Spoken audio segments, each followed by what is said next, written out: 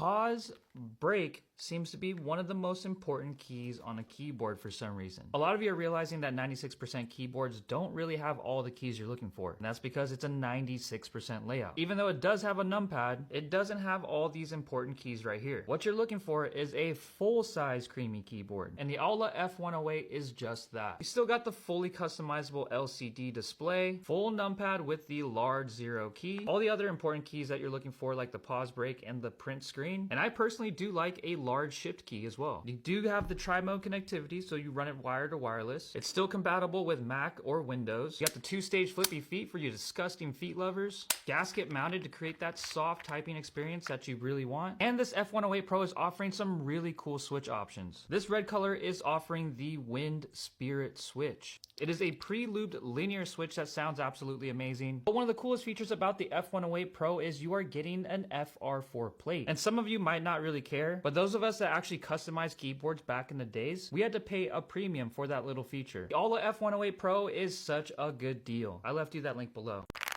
2.3 million people love the creamy keyboard from the future. Well, this is the upgraded version with an aluminum exoskeleton called the GravaStar K1.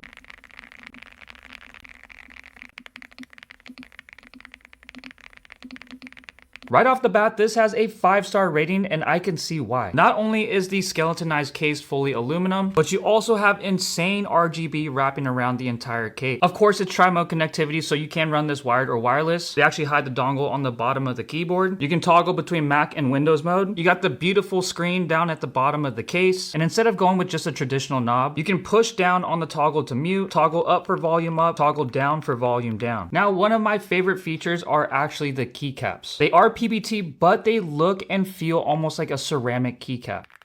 And they almost sound like them too. Underneath the keycaps, you are going to find the cheery pink switch. It's also gasket mounted to give you a really nice soft typing experience. And right now they do offer the K1 in a few different colors. This one here is the Sakura pink, which my cousin is already trying to steal from me. Definitely an amazing keyboard, and I can see why this has a 5-star rating. I left you that link below. I've actually got chills listening to music out of these. I heard these are the most bass heavy headphones that you can get. And it's called the Skullcandy Crusher ANC 2.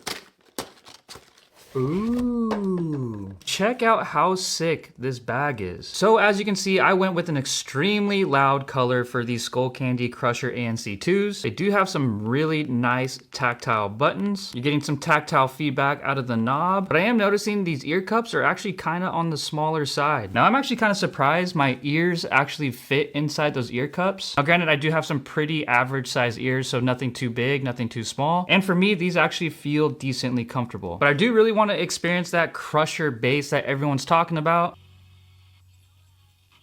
Oh my god! There is so much bass coming out of these headphones, it literally feels like it's rattling on my ears. I've never ever experienced a headphone like this. What I just listened to is the crusher mode just on 40%. So honestly, I can't even imagine this turned up any more than that. But the bass on these headphones is not just something you're hearing, but you're also feeling, which is insane. Now for the mids and highs, I do think the bass kind of drowns it out. Now I'm no audiophile, but I know all you audiophiles out there are probably not gonna like this. But if you do want to be in party mode 24/7, the Skull Crusher ANC 2s are actually insanely cool. Personally, I do think the build quality is extremely nice, but from all the headphones that I've tried, I have never had an experience like this. And it brings me back to the days where I had two 12-inch subs in the back of my car, cruising around with a huge smile on my face. I actually really love these headphones. I left you that link below.